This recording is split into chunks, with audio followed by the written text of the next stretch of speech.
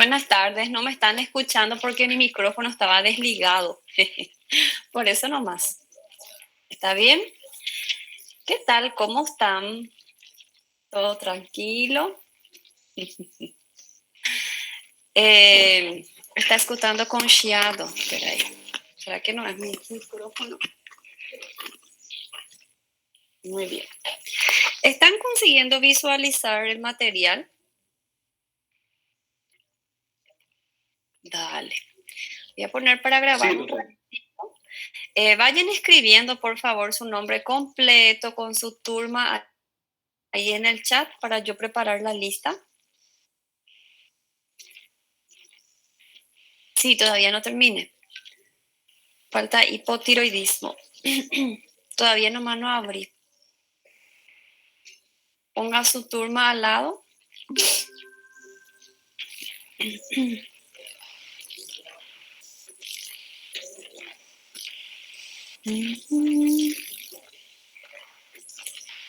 Un ratito, que mi computadora está un poco lento.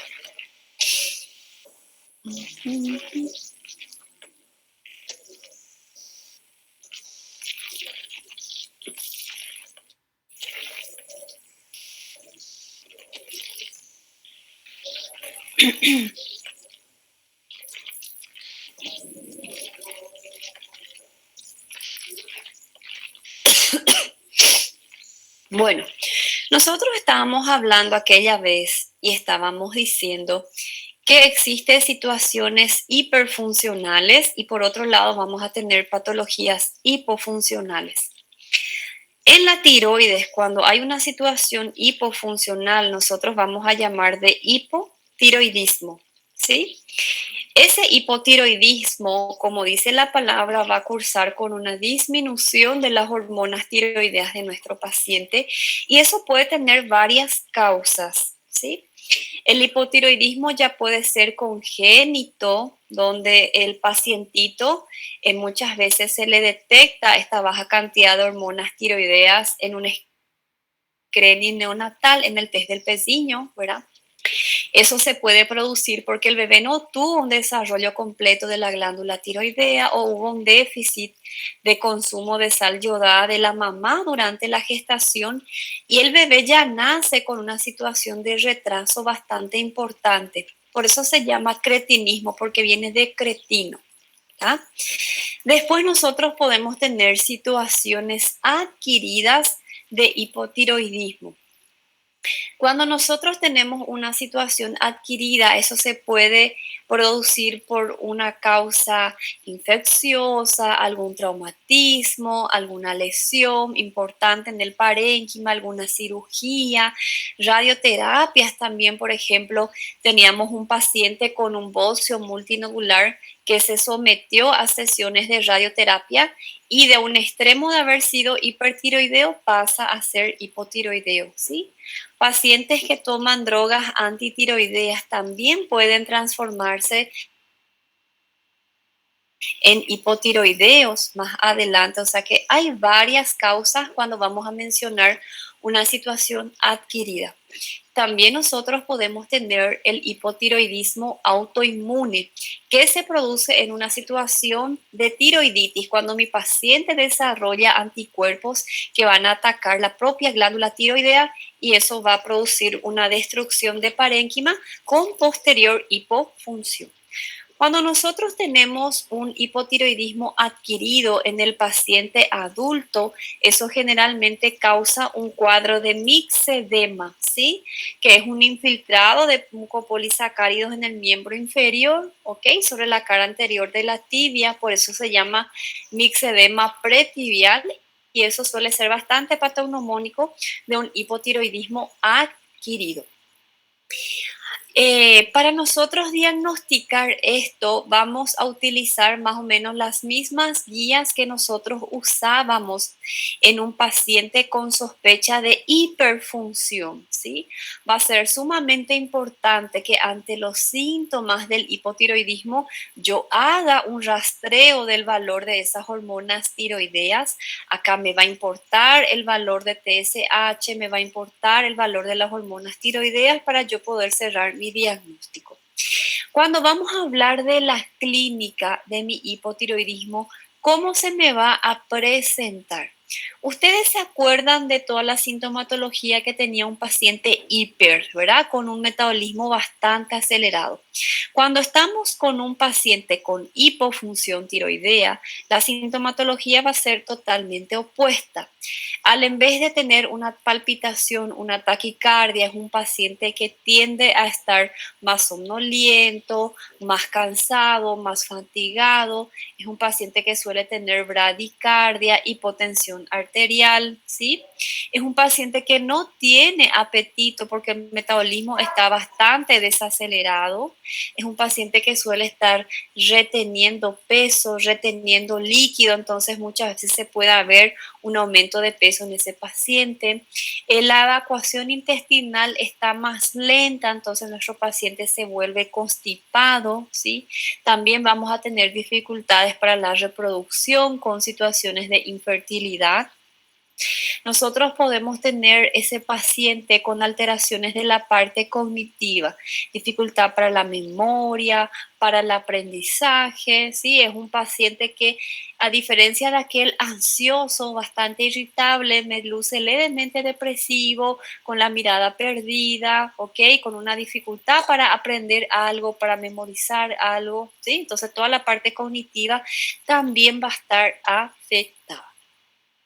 ¿Cómo va a estar nuestro laboratorio en un hipotiroidismo? Ya entendemos que nuestras hormonas tiroideas van a estar disminuidas en esta situación. Nuestro TSH suele estar aumentado, ¿verdad? Cuando nosotros tenemos una cantidad de hormonas tiroideas disminuida en sangre, eso genera un reflejo al hipotálamo para que envíe mayor cantidad de factor secretor de tirotropina para poder estimular más la hipófisis y que esa hipófisis esté secretando mayor cantidad de TSH para que la glándula tiroidea empiece a secretar mayor cantidad de hormonas tiroideas. Se está intentando autorregular nuestro organismo. Por eso la TSH suele estar aumentada. ¿Entendieron? Bien. Una vez que nosotros tenemos la sintomatología, hacemos nuestra sospecha, confirmamos que el paciente está con una situación de hipotiroidismo, nosotros tenemos que pasar a verificar cómo está esa glándula tiroidea con una ecografía tiroidea. Ahí nosotros vamos a poder ver si esa glándula está aumentada de tamaño. Generalmente en el hipotiroidismo nosotros tenemos un bocio hipofuncional, un bocio no tóxico, ¿verdad? Porque la glándula está intentando compensar la cantidad de hormona tiroidea que está baja en el organismo, entonces ella puede estar levemente hiperplásica, ¿sí? Nosotros podemos tener también alguna falla en el desarrollo, lesiones isquémicas, podemos tener traumatismos, podemos tener algún trastorno en el parénquima que nos pueda ayudar a cerrar la etiología de nuestro hipotiroidismo. Eso es cuando tenemos una situación hipofuncional en un paciente adulto, ¿sí? Cuando el paciente es niño, nosotros tenemos el test del piecito que se hace a los 8 días de nacido, ¿verdad? Y una vez que se detecta eso, ya empieza el tratamiento con meses de edad del bebé, justamente para evitar todo el retraso en el crecimiento y desarrollo del bebé. Una vez que nosotros confirmamos que las hormonas tiroideas están disminuidas, que logramos ver esa tiroides y ver cómo está la salud, el parénquima, si logramos encontrar la causa de nuestro hipotiroidismo, ¿sí? Eso nosotros vamos a hacer con los estudios de imágenes, tenemos que empezar a tratar, ¿verdad? Bueno, ¿qué está faltando en nuestro paciente? Tenemos que investigar cómo está la dieta, si consume sal iodada. Tenemos que investigar si ese paciente no se estaba tratando o no se sigue tratando con sesiones de radioterapia. Si el paciente por si acaso no está tomando drogas antitiroideas, ¿sí? ¿Se acuerdan cuáles eran las drogas antitiroideas? teníamos al propiltiouracilo, metimazol, carbimazol, ¿sí? Tenemos que investigar si ese paciente no estuvo sufriendo de un cuadro séptico importante, si no tuvo algún tipo de traumatismo, lesión, accidente, ¿sí? Todo para yo encontrar la causa. Es sumamente importante nosotros encontrar la causa de nuestro hipotiroidismo para poder tratar de forma definitiva esa patología. Vamos a tener algunas situaciones inflamatorias de etiología autoinmune que se van a diferenciar porque van a tener síntomas a más de lo que nosotros estuvimos viendo anteriormente, que es el cuadro de la tiroiditis. ¿Qué es la tiroiditis? Es un cuadro de inflamación del parénquima tiroideo que se produce por el desarrollo de anticuerpos. El paciente desarrolla anticuerpos, ¿sí?, contra los folículos tiroideos, y estos anticuerpos logran producir un cuadro inflamatorio bastante importante en nuestra tiroides, y eso puede originar los síntomas asociados a un proceso de inflamación. Podemos tener dolor, podemos tener edema, podemos tener fiebre, ¿sí? Entonces, aparte de toda aquella clínica característica de nuestro paciente hipotiroideo, mi paciente puede venir con dolor a la palpación, con situaciones de fiebre, astenia, fatiga, pérdida de apetito, ¿verdad? Toda la manifestación sistémica común de una patología autoinmune. Estas tiroiditis, nosotros tenemos tres clases. La más común es la tiroiditis de Hashimoto, ¿sí? La tiroiditis de Hashimoto es una situación inflamatoria de la glándula tiroides, donde el paciente desarrolla anticuerpos antiperoxidasa, ¿sí? A este paciente, ¿cómo yo voy a desconfiar que él me está haciendo una tiroiditis de Hashimoto? Va a ser aquel paciente en la casa de los 65 años más o menos, ¿sí?, que viene a consultar por síntomas de hipotiroidismo y a la par nos cuenta que tiene fiebre, que tuvo astenia, fatiga, cansancio. Nosotros procedemos a la palpación de la glándula tiroidea y nos damos cuenta que eso está aumentado, el tamaño está inflamado, ¿sí? Nosotros vamos a confirmar esta tiroiditis de Hashimoto solicitando los valores de hormonas tiroideas que van a estar disminuidas, ¿sí? La TSH generalmente está aumentada. Tenemos que buscar el anticuerpo antiperoxidasa, que es el anti-TPO. Eso va a venir presente y con eso nosotros confirmamos que realmente estamos frente a una tiroiditis de Hashimoto, ¿sí? En la ecografía tiroidea se nos va a describir las características inflamatorias, donde voy a tener un parénquima aumentado de tamaño, con una circulación aumentada, pero sin todavía signos de fibrosis, ¿ok? Por otro lado, si yo tengo un paciente que viene a consultar por dolor en el cuello, ¿sí?, por dolor en la región de la tiroides, es un paciente que tiene síntomas de hipotiroidismo, dolor y síntomas de hipotiroidismo, eso me tiene que hacer pensar en una tiroiditis de Kervain, en la granulomatosa. ¿Ok? Se necesita que este paciente tenga un cuadro respiratorio anterior, una neumonía, una gripe, una faringoamigdalitis, sinusitis, otitis, y este cuadro respiratorio es el que despierta la actividad de los anticuerpos y ellos van a empezar a producir también un proceso bastante inflamatorio, pero que va a cursar con mayor liberación de prostaglandina, por lo tanto ella es más dolorosa. La de Hashimoto, a diferencia de la de Kervain, no va a doler, ¿sí? Esta duele bastante, muchas veces nosotros no logramos hacer una buena palpación porque duele mucho. Muchas veces el paciente tiene dolor al tragar, le produce una disfagia, también un desconforto para estar tragando las comidas. ¿Cómo yo voy a cerrar mi diagnóstico de tiroiditis de Kervain? En este caso, yo voy a, aparte de la clínica pedir el dosaje de hormonas tiroideas de TSH, ¿verdad? La TSH me va a venir aumentada, las hormonas tiroideas me va a venir disminuidas y nosotros tenemos que solicitar una ecografía donde vamos a lograr encontrar los patrones inflamatorios de la glándula tiroidea, pero para especificar que es una tiroiditis granulomatosa de Kerman, nosotros necesitamos hacer una punción y enviar anatomía patológica para poder clasificar en este tipo de tiroiditis. La clasificación ya es solamente mediante biopsia, mediante anatomía patológica, ¿sí? Ese es el diferencial. La de Hashimoto es solamente con la presencia de anticuerpos, ya podemos diagnosticar. Después nosotros vamos a tener otro tipo de cuadro inflamatorio de la tiroiditis, que es la linfocítica, ¿verdad? Ella suele aparecer con más frecuencia después de un parto y tiene una evolución autolimitada. Sin tratamiento, ella se resuelve sola, ¿ok?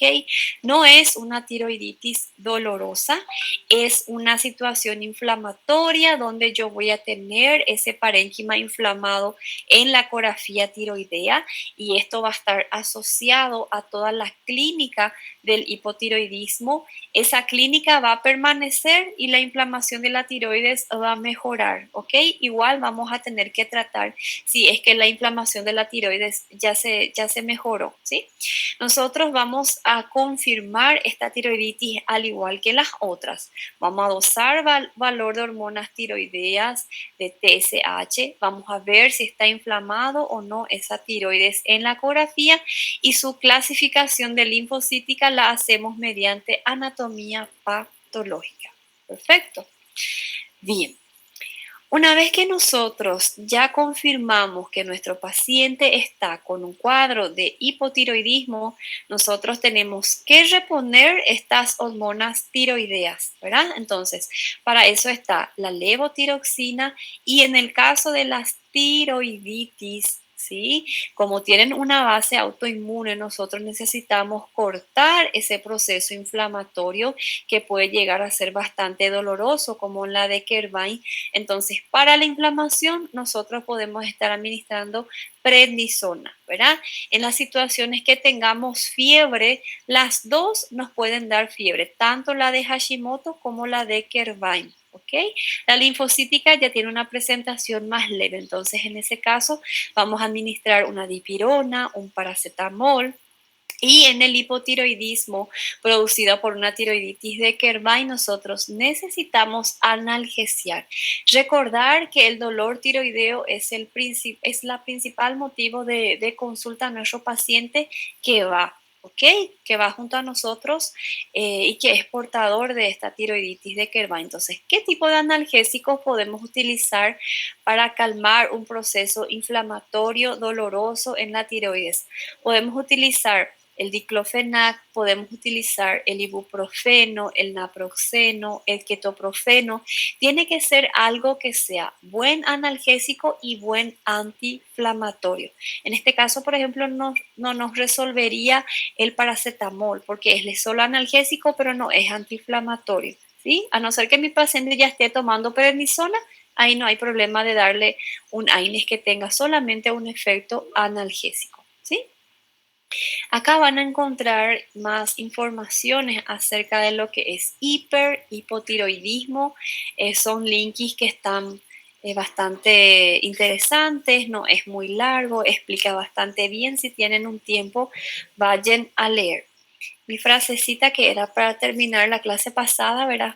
Pero igual vale hoy. Si no te gustas lo que cosechas, analiza y cambias lo que siembras, ¿verdad? Muchas veces nosotros nos quejamos de lo que nos está pasando hoy día, pero no nos damos cuenta que es fruto, ¿verdad? Es consecuencia de lo que nosotros elegimos allá atrás. Entonces está en nuestras manos nosotros darnos cuenta que somos los encargados, los únicos encargados de cambiar nuestro destino, ¿verdad?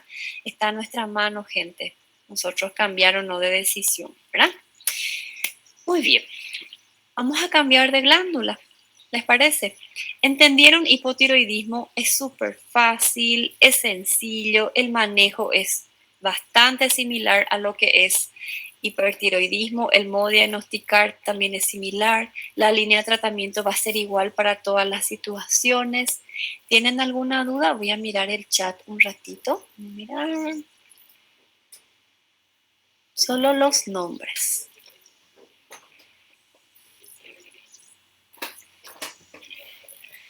Bien, seguimos entonces, gente. ¿Ok?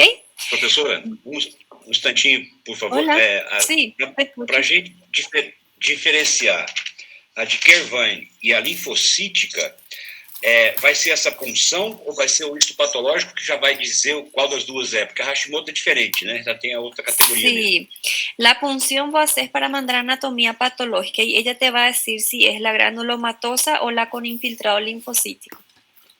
Tá, então o Você já vai ter, sim, você já vai ter uma suspeita mesmo que é Kervine porque ella duele bastante, que es su principal diferencial.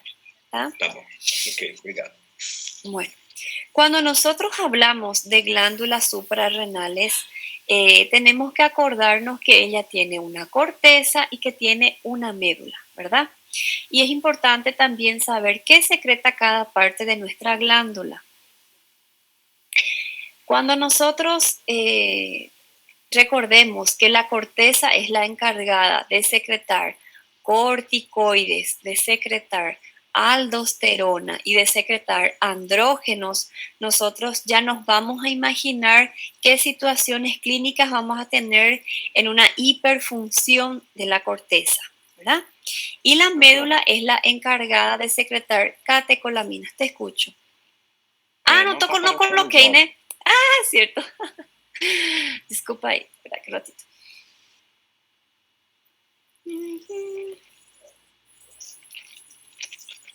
Ahí está. ¿Ahora consiguen ver? Ahora sí. Gracias por avisarme. Bueno, le estaba diciendo, ¿verdad? Que tenemos que acordarnos que la corteza va a secretar cortisol, andrógenos, aldosterona.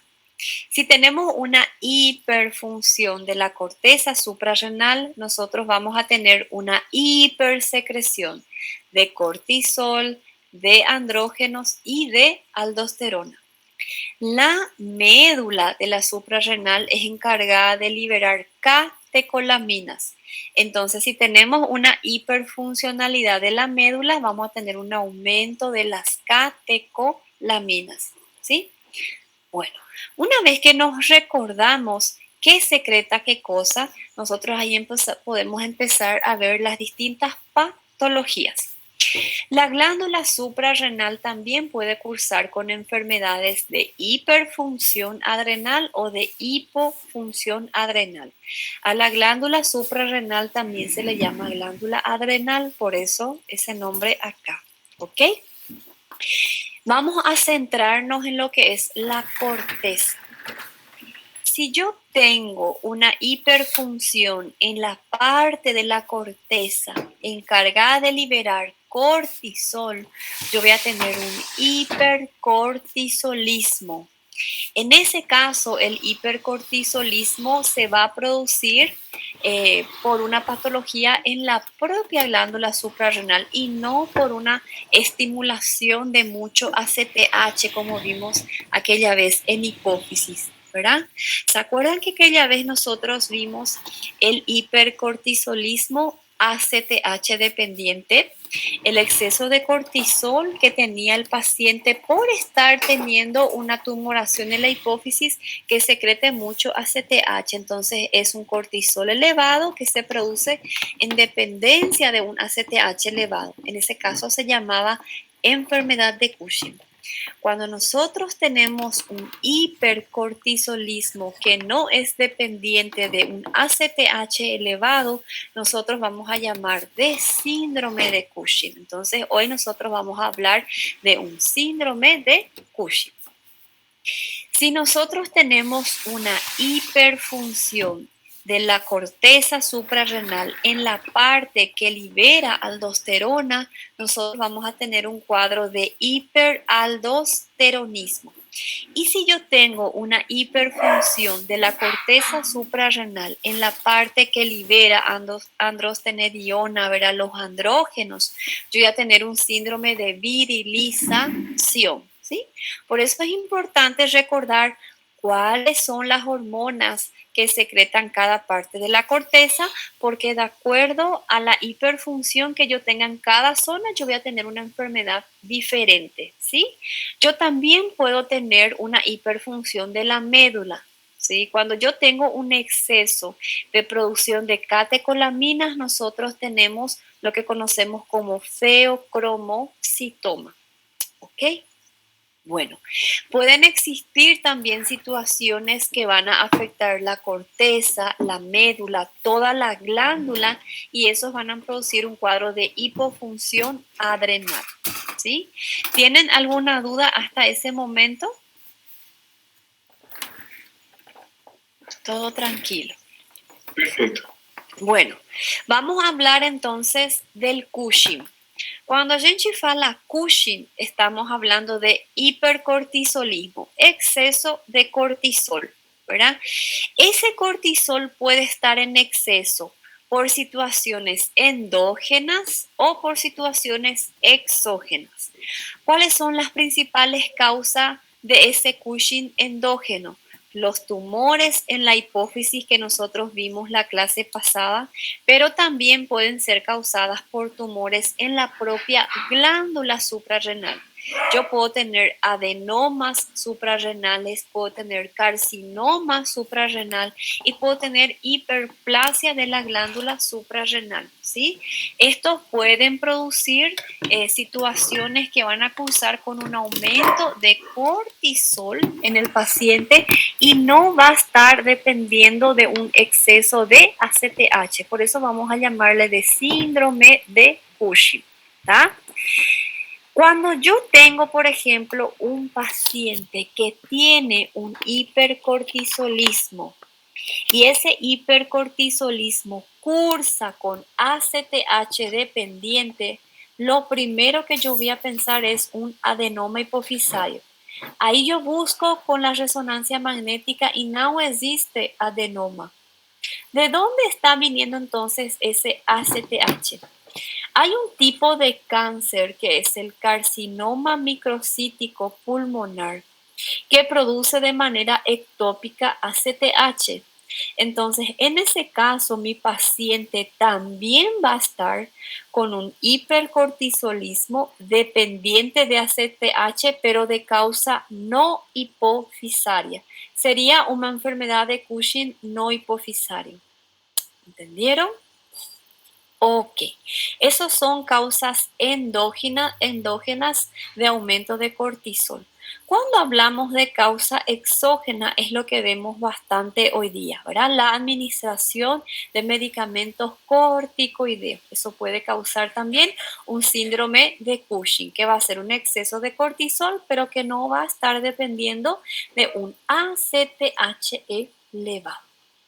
Vamos a enfocarnos en las situaciones patológicas que se pueden originar en la glándula suprarrenal y que nos puede producir un cuadro de hipercortisolismo. Habíamos dicho que pueden ser los carcinomas suprarrenales, que pueden ser adenomas suprarrenales y pueden ser las hiperplasias suprarrenales. Este crecimiento difuso y generalizado de la glándula suprarrenal es la más frecuente y puede llegar a crecer 10 veces el tamaño de nuestra glándula suprarrenal. Ella más o menos tiene el tamaño de nuestro pulgar, ¿verdad? La glándula suprarrenal 4 a 5 gramos y ella puede llegar a pesar hasta 25, 40 gramos. O sea, 10 veces más puede alcanzar, ¿sí? Bueno. Estas tres situaciones entonces son las que pueden producir una situación de síndrome de Cushing, que no va a estar dependiendo de ACTH. Si yo tengo, por ejemplo, un paciente con un cuadro de hipercortisolismo y eso se produce por administración exógena de glucocorticoides, eso se llama hipercortisolismo iatrógeno. Ella produce una lesión característica que es la atrofia de la corteza suprarrenal, porque el paciente ya tiene tanta cantidad de cortisol circulando en sangre que se manda ese feedback negativo y nunca más se llega a secretar ACTH. Entonces la corteza no es estimulada y se va atrofiando. Eso es un cambio diferencial y que le da un plus así para ayudarnos en nuestro diagnóstico cuando buscamos la causa del síndrome de Cushing en nuestro paciente. La sintomatología de este paciente que me hace un Cushing endógeno o un síndrome de Cushing exógeno va a ser igual a lo que nosotros vimos la vez pasada en adenomas hipofisarios, ¿verdad?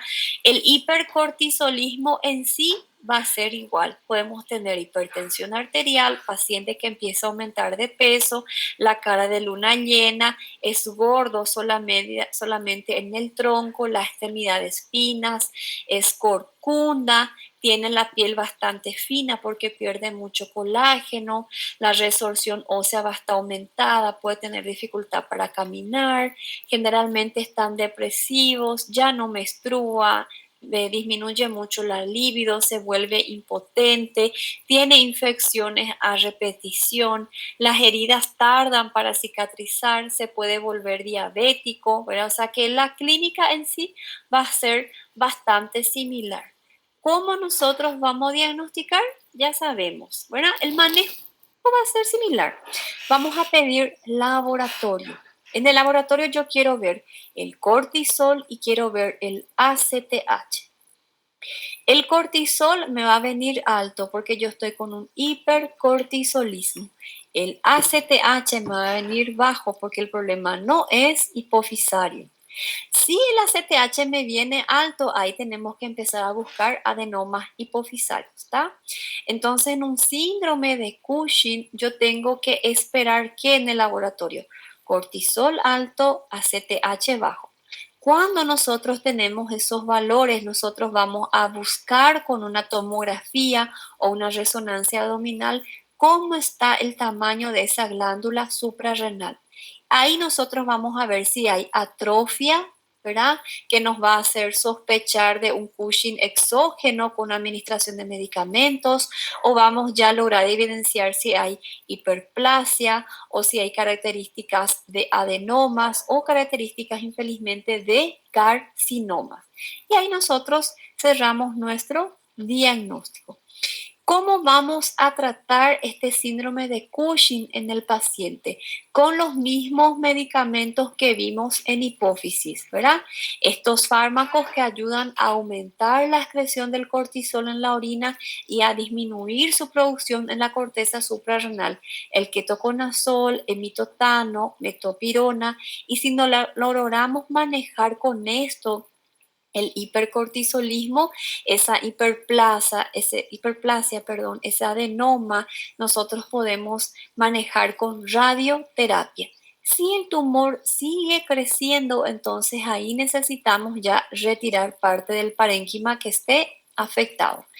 Aparte de eso, no olvidarnos de tratar las complicaciones que genera el hipercortisolismo en el paciente, ¿verdad? Administrar antihipertensivos, hipoglicemiantes, tratar esa osteoporosis, tratar la depresión, si hay retención de líquido, ¿verdad? Si hay hipercolesterolemia, toda la sintomatología que pueda tener nuestro paciente en decorrencia de este hipercortisolismo, ¿está? ¿Alguna duda sobre este hipercortisolismo? Sobre síndrome de Cushing, ¿entendieron bien qué es enfermedad de Cushing, qué es síndrome de Cushing? ¿Entendieron cómo va a estar el laboratorio en uno, el laboratorio en otro? Bien, qué suerte, Bárbara. Luis, todo bien. Muy bien. Vamos a seguir entonces. Después nosotros podemos tener una hiperfunción de la corteza en la parte que secreta aldosterona. Y eso nos va a dar un cuadro de hiperaldosteronismo. La aldosterona, ¿cuál es su función? Retiene sodio y excreta potasio. Entonces, el exceso de aldosterona va a hacer que el organismo retenga demasiado sodio y excrete demasiado potasio. Entonces, vamos a tener estos cambios, hipernatremia e hipopotasemia, que nos va a ayudar bastante cuando nosotros pidamos electrolitos, ¿verdad? Ionograma para nuestro diagnóstico. Entonces, la principal sintomatología de mi paciente va a ser hipertensión y alteraciones musculares por el potasio bajo. ¿Se acuerdan cómo era todo el eje de renina, angiotensina, aldosterona? ¿Verdad? Teníamos el glomérulo, donde había la filtración glomerular. Alrededor de eso teníamos las células yustas glomerulares, que eran las encargadas de liberar la renina. Y nosotros, cuando tenemos una disminución de esa presión de filtrado, se empieza a liberar la renina por parte de estas células justaglomerulares, ¿ok? Esta renina se va a juntar con el angiotensinógeno que se libera a partir del hígado y vamos a tener lo que es angiotensina 1. Ella va a ser transformada gracias a la enzima convertidora de angiotensina en la angiotensina 2. Esta angiotensina 2 es la que va a producir una vasoconstricción. De ese modo ya va a aumentar la resistencia vascular periférica y ya ayuda a aumentar la presión arterial. Y por otro lado, ella va a trabajar sobre nuestra corteza suprarrenal para que se empiece a liberar aldosterona. Y la aldosterona va a empezar a retener mayor cantidad de sodio con agua para aumentar la volemia, y así juntos lindamente van a lograr aumentar de nuevo la presión arterial. ¿Ok?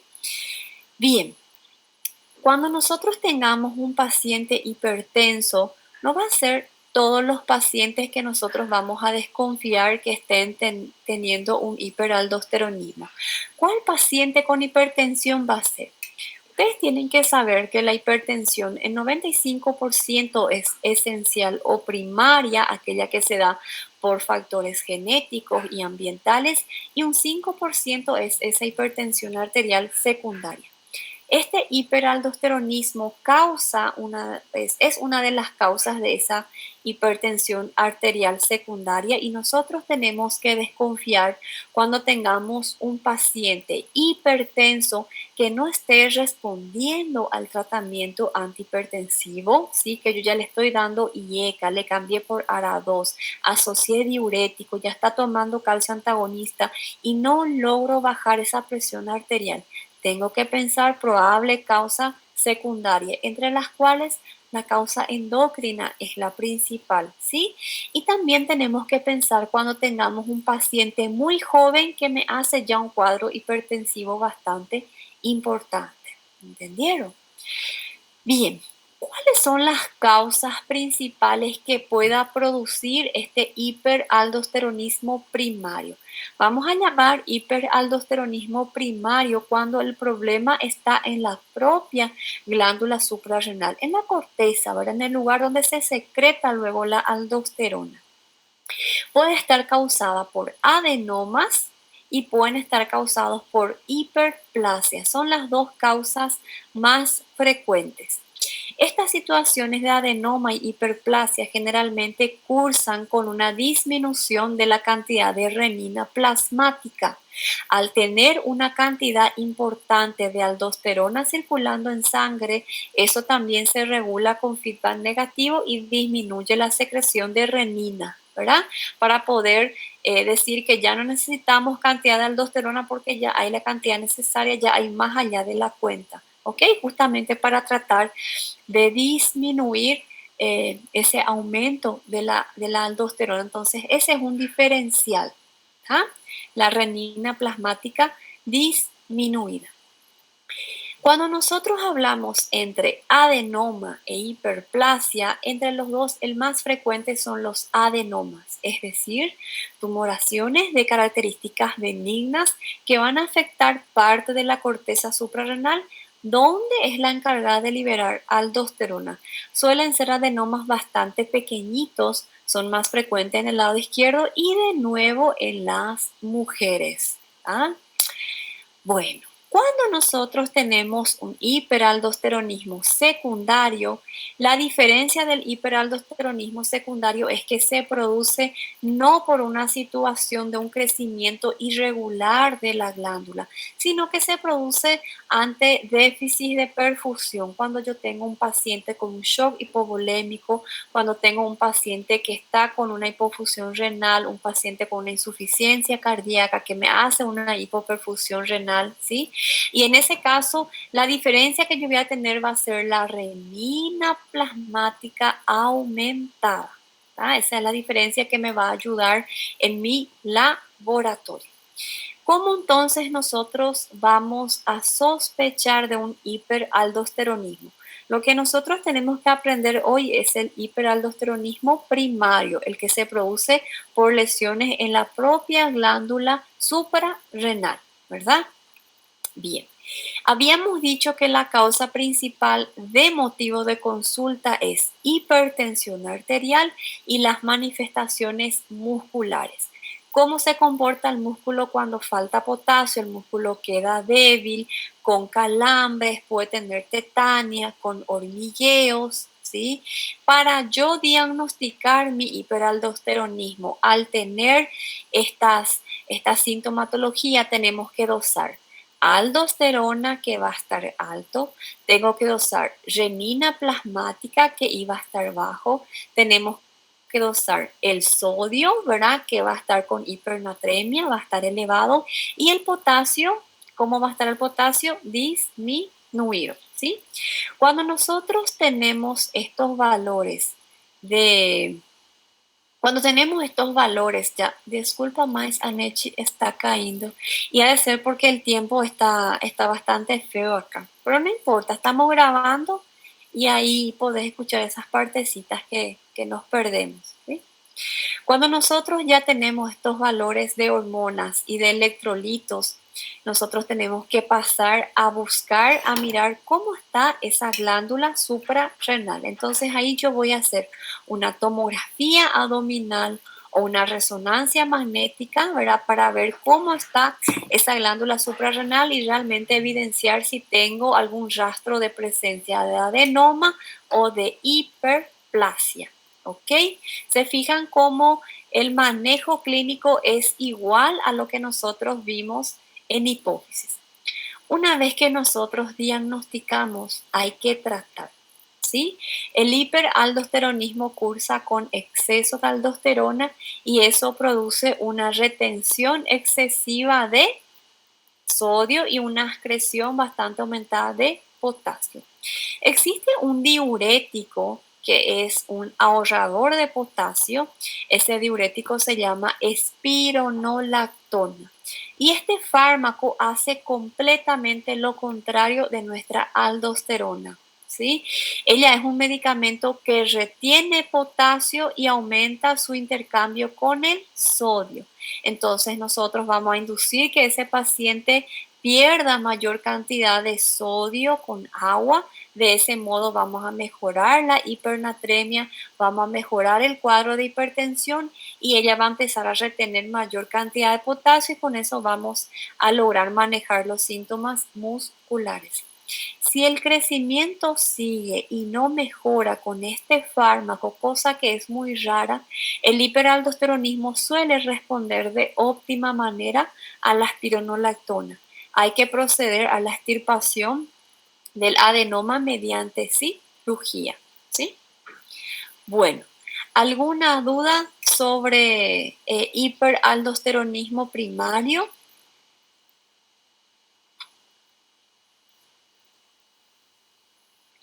Doctora, ¿disminuye o hinchazo en miembros inferiores con esa medicación? Sí, disminuye. Es un diurético ahorrador de potasio. Mejora bastante bien.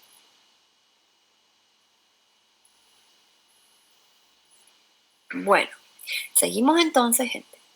Si yo tengo alguna lesión, algún crecimiento irregular en la parte de la corteza suprarrenal, que sea la encargada de liberar los andrógenos, ¿verdad? Yo voy a tener síndromes adrenogenitales, que es el cuadro de virilización, ¿sí? En ese paciente yo voy a tener un aumento de la androstenediona, ¿verdad? Y eso me va a producir mayor cantidad de testosterona en el paciente. Yo puedo tener esto tanto en hombres como en mujeres. La principal causa son carcinomas, ¿sí? Tumoraciones de características malignas en la corteza suprarrenal. Se fijaron que en lo que vimos anteriormente casi siempre todo era hiperplasia, adenoma, todo de características benignas, ¿verdad? Cuando tenemos una situación de virilización, abrir el ojo, porque eso casi siempre está causado por neoplasias del tipo carcinomatoso. La sintomatología es bastante evidente. ¿Cuáles son los rastros que nos puedan dar un exceso de andrógeno en el paciente? Podemos tener una hipertrofia del clítoris, podemos tener presencia de hirsutismo, ¿verdad? Que es obvio en la paciente mujer, podemos tener mucha acné, podemos tener alteración o ausencia total del ciclo menstrual. Si se produce en niños, por ejemplo, podemos tener una pubertad a una edad muy temprana, 5 o 6 años ya empieza con esos cambios, ¿sí? Podemos tener miembros genitales externos bastante aumentados de tamaño, vamos a tener niñas que nacen hermafroditas, ¿sí? Entonces, la sintomatología es bastante evidente y casi siempre me hace pensar que yo estoy frente a un cuadro de masculinización, a un cuadro de virilización y me obliga a estar buscando el exceso de andrógenos en ese paciente. Cuando yo tengo esta situación, yo tengo que buscar en mi paciente y dosar el valor de testosterona, dosar el valor de androstenediona, ¿sí? Con esos dos, si eso está aumentado, nosotros tenemos que hacer el siguiente paso, una imagen, una tomografía, una resonancia magnética abdominal para ver si yo estoy frente a alguna presencia de un crecimiento irregular de características malignas o era un carcinoma de nuestra glándula suprarrenal.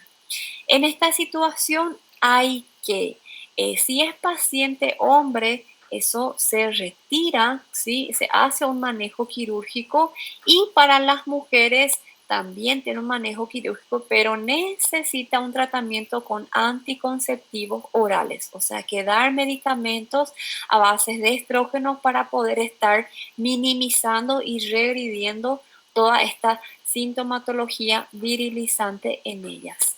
¿Está bien? Bueno, ¿tienen alguna duda sobre síndrome de virilización? Hasta acá son patologías hiperfuncionales de la glándula suprarrenal. A partir de ahora vamos a hablar de situaciones de hipofunción de la glándula suprarrenal. Yo puedo tener una insuficiencia de la corteza, ¿verdad? De manera aguda. Yo puedo tener una insuficiencia de la corteza de manera crónica o puedo tener una insuficiencia de la corteza de la glándula suprarrenal secundaria a otra patología. Cuando nosotros, a ver, ya no voy a más aceptar, ya hace 1 hora, 50 minutos de nuestro horario, no hay más condición. ¿Cuáles son las principales causas de una insuficiencia de la glándula suprarrenal que ocurre de modo agudo?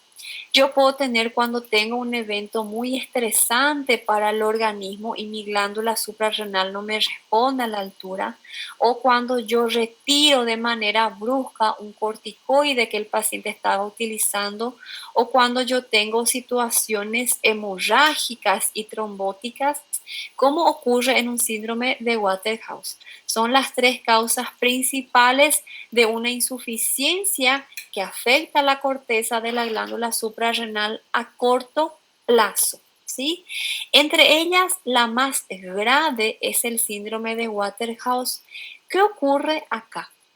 Esto se produce en un paciente que está séptico y ustedes saben que todos los pacientes que entran en un cuadro de sepsis fácilmente nos hace un cuadro de SID, de coagulación intravascular diseminada. Mi paciente me va a empezar a hacer situaciones trombóticas, muchas cantidades de émbolos, ¿verdad? Y estos émbolos pueden ir a taponar e infartar la vascularización de nuestra glándula suprarrenal. Eso va a cursar con una isquemia total de la glándula, con una necrosis, y esa necrosis va a acabar lesionando, necrosando también vasos sanguíneos con posterior hemorragia y una pérdida total de la funcionalidad de la glándula suprarrenal. Esto es bastante compatible con la muerte, es sumamente grave. Es difícil de detener un síndrome de Waterhouse cuando eso ya está en curso. ¿Qué se puede hacer para evitar? Tratar con antibiótico-terapia de amplio espectro los cuadros sépticos, administrar anticoagulantes en un paciente que me empieza a hacer cuadro de SID, porque una vez que empieza el síndrome de Waterhouse, esto es muy difícil de revertir. Si el paciente sobrevive, el paciente queda con una insuficiencia de la corteza y va a tener que tomar de por vida medicamentos que agonicen el efecto del cortisol, de los andrógenos y de la aldosterona, ¿sí? De las catecolaminas también. Va a tomar varios medicamentos que imiten la función de la glándula suprarrenal de por vida, en síntesis. ¿Ah? Esa es una pieza de anatomía microscópica. Fíjense la cantidad de hemorragia que nosotros podemos tener en un síndrome de Waterhouse. Es sumamente grave. ¿Okay? Esto ya es una necropsia, ¿no? Bueno, después nosotros vamos a tener las situaciones de insuficiencia de la corteza suprarrenal, pero que ocurre en un plazo largo, en un plazo crónico. La más importante de ella es una enfermedad de Addison. ¿Sí? La enfermedad de Addison es una situación que tiene una base autoinmune, ¿verdad? Donde el paciente tiene ambas glándulas afectadas y ese paciente tiene una oferta insuficiente de hormonas de la corteza suprarrenal para mantener todas las demandas periféricas, y ella cursa con síntomas bastante específicos como situaciones de melanodermia y cuadro de hipotensión. Nosotros teníamos varias causas como linfomas, amiloidosis, sarcoidosis, infecciones graves por hongos, ¿verdad? Que pueden llevar a desencadenar este ataque autoinmune de las glándulas suprarrenales. Pero las principales son esas que están ahí arriba. Situaciones de adrenalitis por esos autoanticuerpos, las tuberculosis, los pacientes con SIDA y las metástasis de cánceres que hacen afección de la glándula suprarrenal. Cuando el paciente empieza a tener sintomatología de Addison, eso ya nos indica un 90% de afectación de la glándula, ¿sí? ¿Cómo yo puedo tener estos cambios en el paciente? La enfermedad de Addison, como tiene una base autoinmune, cursa con el desarrollo de autoanticuerpos, linfocitos T, ¿verdad? Que van a estar siendo activados frente a esas proteínas de las células de nuestra glándula suprarrenal. Mi paciente, como va a tener una disminución, un déficit total de cortisol, de aldosterona, ¿verdad? Y de los andrógenos, va a producir que yo tenga un aumento de ACTH, ¿verdad? Se va a mandar un estímulo al hipotálamo diciéndole, che, está faltando todo acá, cortisol, aldosterona, andrógeno, manda más, ¿verdad? Entonces, el hipotálamo va a empezar a liberar mayor cantidad de factor liberador de ACTH para que la hipófisis empiece a liberar mayor cantidad de ACTH, ¿verdad? Entonces, ese exceso de ACTH va a ser lo que va a causar esa pigmentación en los pacientes. Por cada molécula de ACTH que tenga el paciente se va a estar produciendo una pequeña molécula de una lipotropina, que es el melanocito. Entonces el paciente nos hace esas manchas oscuras en encías y en la piel. Podemos tener en piel y en mucosas, ¿sí? Entonces mi paciente va a tener todo un cuadro de falta de aldosterona. Entonces nosotros vamos a tener debilidad, cansancio, trastornos musculares, ¿verdad? Podemos tener efectos gastrointestinales como anorexia, náuseas, vómitos. Cuando nosotros empecemos a tener también un ataque de la médula suprarrenal, eso va a cursar con un déficit de catecolaminas y nosotros vamos a tener situaciones de hipotensiones bastante graves. Es decir, la clínica es muy esparcida, no nos lleva a pensar enseguida en una enfermedad de Addison, ¿ok? Este mi paciente, recordar que sin tener cortisol, él no va a tener una gluconeogénesis adecuada. Entonces él va a tener un cuadro de hipoglucemia. Con la hipoglucemia va a venir la fatiga, la astenia, ¿verdad? Mi paciente no va a tener aldosterona, entonces él no va a retener ni sodio ni agua, y ahí produce una característica especial de la enfermedad de Addison, que es una tendencia para comer alimentos bastante salados, ¿sí?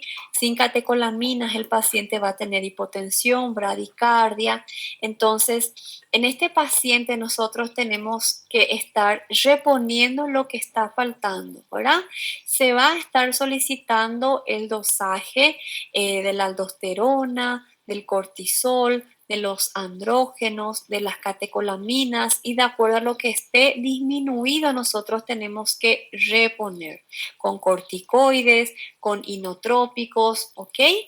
Cuando nosotros confirmamos que realmente estamos frente a una enfermedad de Addison, ir buscando las causas. Si es autoinmune, se puede estar valorando la utilización de medicamentos inmunosupresores como el metotrexato, leflunomida, que son fármacos que se utilizan para frenar la actividad de estos autoanticuerpos, ¿verdad? Pero ahí ver si es la causa una tuberculosis o ya una situación de un paciente con VIH, una metástasis, de acuerdo a eso, para encontrar la causa y dar el tratamiento definitivo. Por lo tanto, es sumamente importante nosotros identificar cuál es la patología de base que está produciendo nuestra enfermedad de Addison para poder darle un proceso, un tratamiento ya definitivo y no quedarnos solamente con la reposición de las hormonas que está faltando y sigue la causa vigente en el paciente, ¿sí?